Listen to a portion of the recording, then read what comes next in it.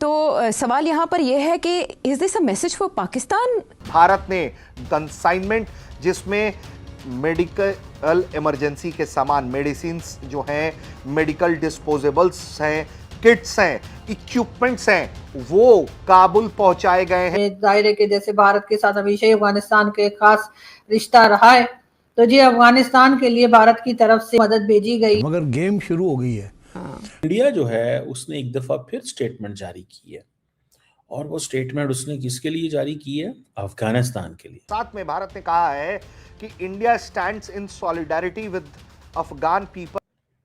तो यहां से आपको अंदाजा होगा कि the Indians are playing a smart game. नसरत army chief general Syed Asim साहब की जो मीटिंग थी, जो इजलास था या जो इफ्तारी थी शिया उलमा कराम के साथ, वो उनको बड़ी भारी पड़ चुकी है। खुतबों के दौरान शिया उलमा कराम की जानिब से जो इंकशाफात किए जा रहे हैं इस मुलाकात के हवाले से, वो इंतहाई सनसनीखेज हैं, जिसके बाद पाकिस्तान के अंदर इस वक्त सूरत-ए-हाल खासी हद तक हसास हो चुकी है। शिया उलमा के साथ जो फील्ड मार्शल की गुफ्तगू हुई, तहलका खेज इंकशाफात धड़ाधड़ आना शुरू हो गए। जुम्मा एस्टेब्लिशमेंट पर भारी होता है, आज नजर आ गया। और सभी जानते हैं कि पाकिस्तान तो खुद सारी दुनिया से इस वक्त फंड लेने के चक्कर में हमारी स्टेट घूम रही है। और अब आपको इस बात का एहसास होना चाहिए कि वो अमेरिका के अंदर टाइट नहीं हुए तो आप उनको टाइट कैसे कर सकते हैं? उनको तो एक रोटी चाहिए, उससे ज्यादा उनको जरूरत ही नहीं किसी चीज की, ठीक है ना। तो वो तो गिरिल्ला वॉरफेयर उन्होंने इतने साल की है। They are used to hardships and they don't care about the other people. नमस्ते दोस्तों, जय हिंद। हिंदुस्तान स्पेशल में आपका स्वागत है। दोस्तों, अफगानिस्तान में पाकिस्तान द्वारा 16 मार्च को किए गए हमले के बाद भारत अपनी दोस्ती निभाने के लिए मानवीय तौर पर आगे खड़ा हुआ है। भारत ने इस मौके पर घायल हुए लोगों के चिकित्सा उपचार सहायता के लिए काबुल को 2.5 टन आपातकालीन दवाइयां, चिकित्सा सामग्री, किट और उपकरण भेजे हैं। भारत ने अपना बयान जारी करते हुए कहा है कि भारत अफगान जनता के साथ एकजुटता से खड़ा है और इस कठिन घड़ी में हर संभव मानवीय सहायता प्रदान करता रहेगा। वहीं भारत ने मंगलवार को अफगानिस्तान की राजधानी काबुल में स्थित Omir drug addiction treatment hospital पर 16 मार्च की रात को पाकिस्तान द्वारा किए गए बम हमले की निंदा करते हुए इसे बर्बर और अमानवीय करार दिया। विदेश मंत्रालय के आधिकारिक प्रवक्ता रणधीर जायसवाल ने कहा कि यह पाकिस्तान की चाल चरित्र को दर्शाता है। वहीं तालिबान प्रशासन ने नशा मुक्ति केंद्र पर हुए हमले को अफगान हवाई क्षेत्र का उल्लंघन बताया। दोस्तों, इंडिया जो है उसने एक दफा फिर स्टेटमेंट जारी की है, और वो स्टेटमेंट उसने किसके लिए जारी की है? अफगानिस्तान के लिए। ये स्टेटमेंट मैंने आपके सामने चलाई है। अगर आप देखें, ये स्टेटमेंट में बेसिकली वो कहते हैं कि जी हमारे ऊपर बड़ी मीडिया इंक्वायरीज आई, हमसे पूछा गया, हम ये कहते हैं कि पाकिस्तान ने जो स्ट्राइक्स की हैं अफगानिस्तान में, जो कि पाकिस्तान दहशतगर्दों की हाइड आउट्स पर हमला करता है, बाय द वे, ठीक है, वो कहते हैं कि क्यों किया आपने? उससे तो सिविलियंस मारे जा रहे हैं, सिविलियन इंफ्रास्ट्रक्चर तबाह हो रहा है। पाकिस्तान ये क्यों कर रहा है? पाकिस्तानी एस्टैब्लिशमेंट लफ्ज इस्तेमाल करते हैं, यानी कि Indian foreign office is directly talking with Pakistan military leadership.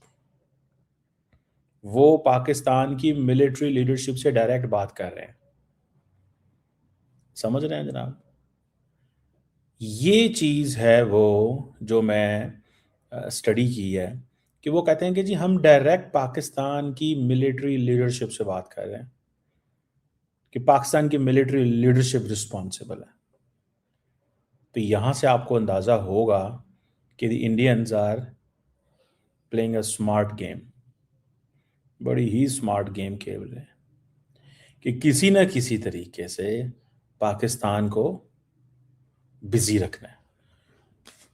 मैंने इस पे आपको बहुत पहले कहा था कि इंडिया का पर्पस क्या है, इंडिया क्या चाहता है, पाकिस्तान की ऑप्टिक्स क्या हो। पाकिस्तान की ऑप्टिक्स ये होनी चाहिए कि यहाँ पे धमाके हो रहे हैं, दहशतगर्दी हो रही है, बॉर्डर पे गोलाबारी हो रही है, इकोनॉमी ठीक नहीं है। जितनी इकोनॉमी खराब होगी, जितनी पाकिस्तान की इकोनॉमिक राइज पे हमला होगा, उतना इंडिया समझता है कि पाकिस्तान जो है वो मिलिट्री कैपेबिलिटी उसकी कम होगी, तो पाकिस्तान को परफॉर्म नहीं करना चाहिए। देखें, एडवर्सरीज जो होते हैं दे प्लान, ठीक है। अब मिसाल के तौर पे पाकिस्तान के अंदर अगर दहशतगर्दी के वाक़यात हो रहे हैं तो दुनिया बाहर से बैठ के क्या दे यार वहाँ नहीं जाना, वहाँ हालात ठीक नहीं। खुतबों के दौरान शिया उलमा इकराम की जानिब से जो इंकशाफात किए जा रहे हैं इस मुलाकात के हवाले से, वो इंतहाई सनसनीखेज़ हैं, जिसके बाद पाकिस्तान के अंदर इस वक्त सूरत-ए-हाल खासी हद तक हसास हो चुकी है। मैं कुछ वीडियोज़ भी आपको दिखाता हूँ। और कहा यह जा रहा है कि शिया उलमा इकराम को यह कहा गया कि अगर आपको ईरान से इतनी मोहब्बत है तो ईरान चले जाओ। और जनरल आसिम मुनीर साहब का लबो लहजा इंतहाई तौहीन आमेज़ था।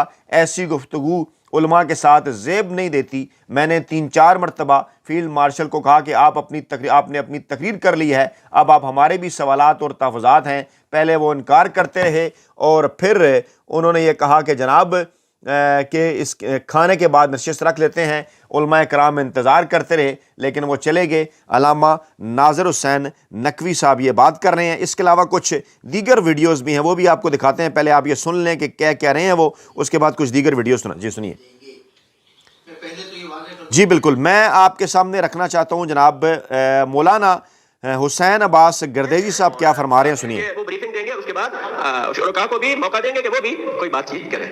लेकिन वो 1 घंटे तक साहब तकरीर करते रहे और मौका नहीं दिया। उनकी अफ्तार का टाइम भी गुजर गया और कहा कि आज मैं इन इशियों के साथ अफ्तार करूं। यानी उस दिन बताया कि 5:28 पे, अब 6:28 पे अफ्तार था, तो 6:28 तक बल्कि उससे भी 2 मिनट ऊपर उन्होंने तकरीर की और कोई मौका नहीं। बीच में टोका एक हमारे आलिम ने उनको टोका, एक दो और ने भी बात करने की कोशिश। तो फिर ये कहा गया कि नहीं, बात उनकी खत्म हो जाए, ये अच्छा नहीं है बीच में टोकना, उसके बाद जो है वो हम बात करेंगे। लेकिन वो अफ्तार हो गया, अफ्तार किया, फिर अफ्तार के बाद नमाज का टाइम हो गया, नमाज पढ़ी, उसने भी हमारे साथ नमाज पढ़ी और फिर खाना का हुआ। तो अब हमारे उलमा ने कहा कि आप हमें टाइम दें, मुंतज़िमीन भी कहा कि ताकि हम भी अपना मौक़िफ़ बयान कर सके। लेकिन वो साहब चले गए कि बकौल किसी के उन्होंने कहा हमारी तरावी का टाइम हो गया है, तो वो निकल गए। और बाद में उन्होंने प्रेस ब्रीफिंग के लिए, जो मीडिया का वो होता है, उसके लिए उन्होंने एक नशिस्त रखी जिसमें उनके दफ्तर के 1-2 अफराद भी वहां पर मौजूद थे। और उसमें भी चंद उलमा ने बात की और जो उन्होंने अपना मौक़िफ़ पेश किया, जो आपको सोशल मीडिया पे भी उन उलमा की बातें मिली होंगी, उनमें से उन बातों को बयान नहीं किया गया। फकत वो जो उनके मतलब की बात थी वो उन्होंने ली। अलबत्ता इसमें 1-2 अफराद ने चापलूसी की और उन्होंने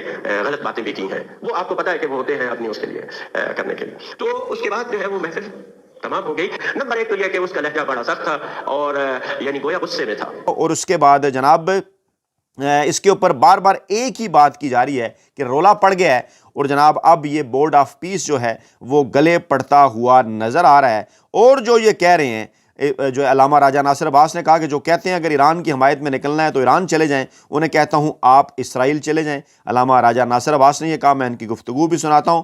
और सैयद जवाद नकवी साहब ने अपने खुतबा जुम्मा में फरमाया कि अगर ईरान के साथ हमदर्दी रखने वालों को मुल्क छोड़ना चाहिए तो फिर मौलाना फजल रहमान, मुफ्ती तकी उस्मानी, हाफिज़ नईमुर रहमान, मुफ्ती मुनीबुर रहमान, मौलाना तारिक जमील समेत 24 करोड़ अवाम को ईरान जाना पड़ेगा।